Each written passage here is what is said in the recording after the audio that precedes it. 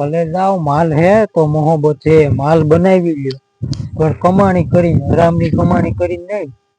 અને એ તો સંસ્કાર છે ને મારા વાલા, હોય ને ત્યાં વેલી મોરી સંપત્તિ આવે. નકર લંકામાં તો 7 સોનાની લંકા હતી, પણ ત્યાં સંસ્કાર હતા નહોતા. મારા કલેજા સંપત્તિ હતી. સંસ્કાર તો છે ને એ તો ઉજળી પરંપરા હોય અને કંઈક ગઢિયાની સુનાઈ હોય તો મારા વાલા સંસ્કાર આવે. નક્કી કઈ વેસાતા નથી મળતા. અમારે ભીખુદાન ગઢવી કે મારા કલેજા હે. એટલે છે ને તમે માલ બનાવો તો મોહબ્બત આવશે, બધું સાચું છે મારા વાલા.